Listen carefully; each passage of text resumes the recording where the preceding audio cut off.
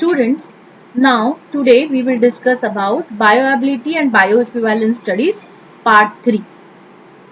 In part 3 we will be discussing about pharmacodynamic studies. It includes the measurement of the effect on pathophysiological process as a function of the time when both the products which we are comparing for establishing the equivalence are getting tested. So, when does these studies are carried out? When quantitative analysis in plasma or urine is not possible with sufficient accuracy and sensitivity, in short, when kinetic studies are not feasible, drug concentrations are not the surrogate endpoints, especially in topical formulations, which do not have any systemic absorption, and hence it is not possible to measure plasma levels of those drugs. And in situations where there are superiority claims, in case only pharmacodynamic data is collected and other methods are tried, but they are not found to be suitable, and why they are not found or why they are found unsuitable. In that case, there are special considerations which are required to be taken while conducting this study. Very importantly, when you are performing a pharmacodynamic studies, your response which you are going to measure, are you going to measure any pharmacological effect or any therapeutic effect, and can it be correlated to the efficacy of the drug or the safety of the drug, needs to be decided. Even the method which we are choosing needs to be validated for precision, accuracy, reproducibility and specificity. And if there are the two formulation and if no one is producing a maximal response, it is not possible to distinguish between these two formulation at a particular doses, then it becomes compulsory that your method needs to be validated. Your response measured quantitatively under a double blind conditions on repetitive basis to record certain pharmacodynamic events. For example, you can develop a pharmacodynamic effect curve for measurement of the heart rate or for measurement of the pupil diameter in rabbits, which you already done those experiments, mydriasis and meiosis, or measurement of the blood pressure where the results can be quantified. So, when we are performing a pharmacodynamic studies, the important parameters which need to be measured include area under the curve, the maximum dose, and time taken to reach to that maximum response. Now, here there are the two graphs which you can see. Now, here the circles represent that when the patient was interviewed. Now, what is this graph? It is the graph of the reduction in the pain. So some analgesic and have been tested and their time effect curve has been developed, and these circles indicate that whether the patient has got a relief from the pain or not was measured at these particular time intervals.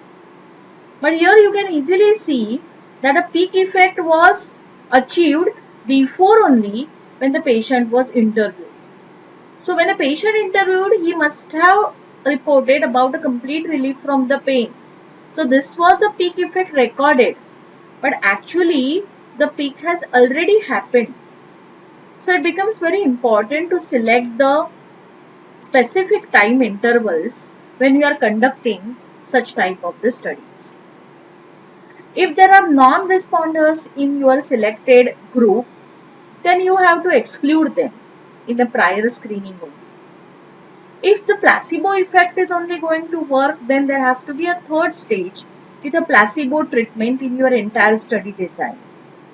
And if there is any underlying pathology or natural history which needs to be considered in case of the patient, then it has to be considered in the interpretation of the data. And whatever is going to be your conventional acceptance range, that has to be clearly defined in the protocol, and that may differ from case to case. Now let us understand about the next type of the BAB study, and that is a comparative clinical study. This becomes necessary when even both the parameters, the kinetic as well as the pharmacodynamic parameters are not properly measured or their measurement is not feasible. Then in that cases, we have to mention that which method was tried and what you found unsuitable and why you are going for a comparative clinical studies. Obviously, the statistical principles needs to be considered when you are giving the justifications. If there are number of the patients and there is a variability in the assessed parameters and acceptance range is much higher than these studies, then also these studies are required to be conducted.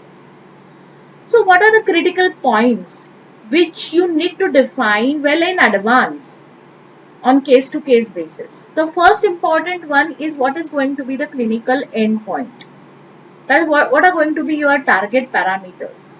Is it going to be the intensity of the action, or you're going to look at the onset of the response, or you're going to look at both the parameters?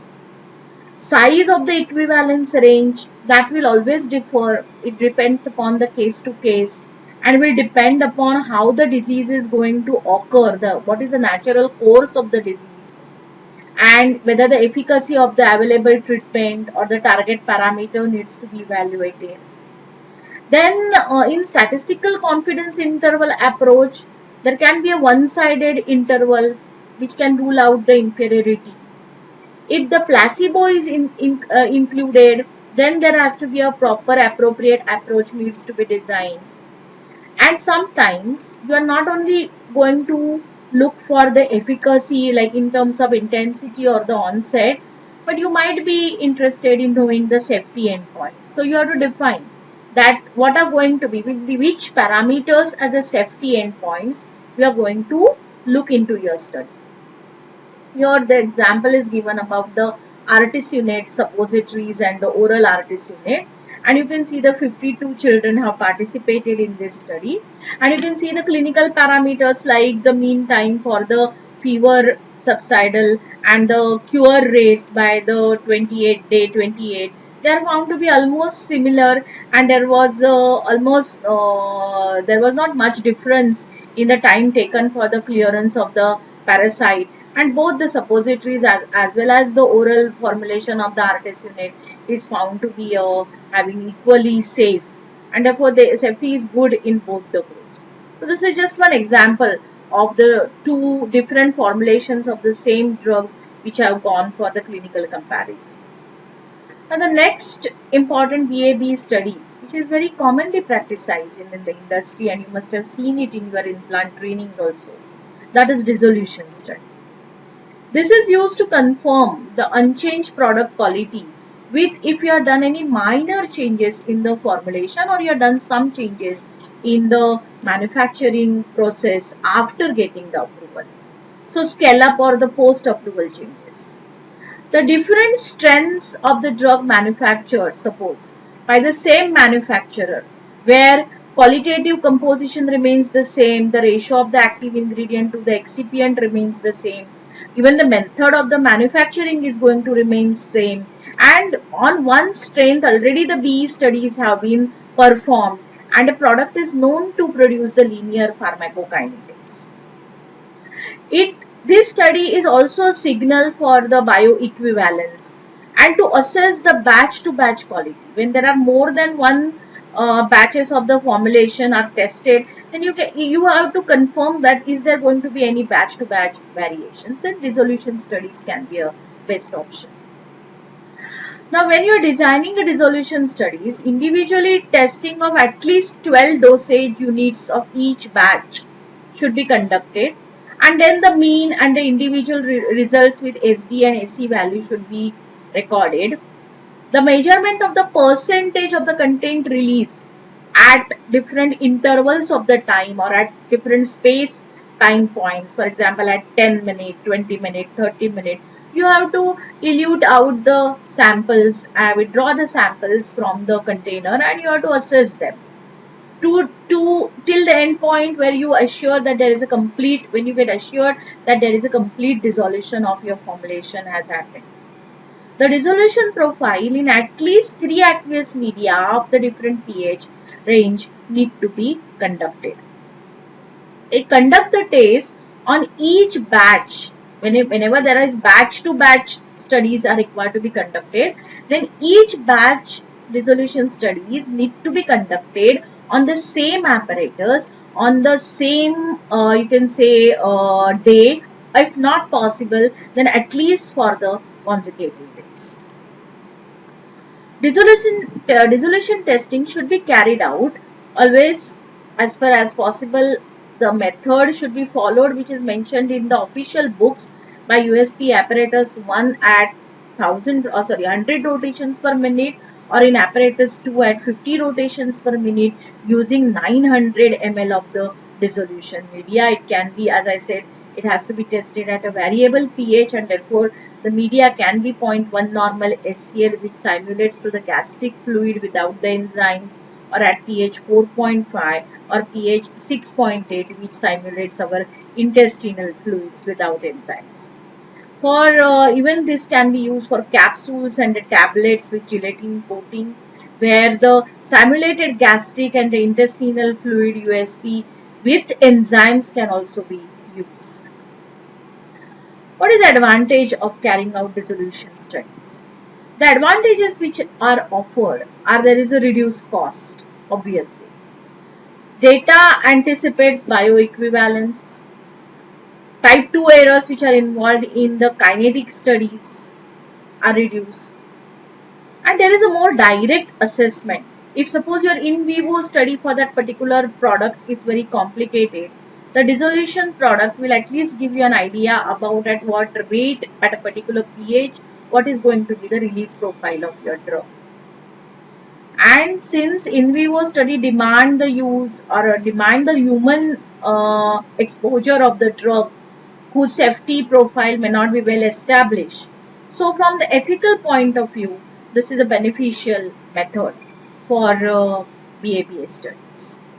Here I have given one example where you can see there is a pain relievers and there is a two fluids which are used, dissolution media are used, simulated stomach acid and distilled water, and various formulation, their dissolution profile. You can see that how it is varying in the different pH. You can compare in between also those products, that what is going to be their average dissolving time. So now we come to the conclusion of this chapter, and that is concept of BE has been adopted by the pharmaceutical industry, by the national regulatory authorities throughout the world for last 20 years. There is a continuing attempt always to understand and develop for a more efficient or a scientifically valid approaches to assess the bioequivalence of various dosage forms, including some of the very tough and the complex spatial dosage forms also. Bioequivalence industry always existed in India because it was much cheaper for the companies to conduct it over here, and in due course of the time it has become more matured. There are a lot of changes in the patent laws, and that has always given a stimulus or a fuel for the growth of the BAB studies. Many BAB CROs are now present in India. The generic concept has helped the patients by making drugs available at affordable prices while retaining their qualities because of BAB studies. Balance the public interest, especially in diseases like cancer, AIDS, which have a very high prevalence in developing countries. And patented drugs are very costly. So in that case, if the generic drugs are available with established BAB data, it becomes easy for patients in developing countries to adhere to the treatment. Value of the drug going off patent in the regulated market is estimated in US around 70 to 80 billions in next 5 years. That translated into increased opportunities for Indian pharmaceutical industry BAB studies, especially export of generics to the regulated markets. So BAB study has a lot of scope in the Indian market also. Only thing is that you should have a precise knowledge about how these studies can be conducted, because as we have discussed through all these series of lectures, that the method, its accuracy, its precision, selectivity, specificity are very important to get the correct results of your product.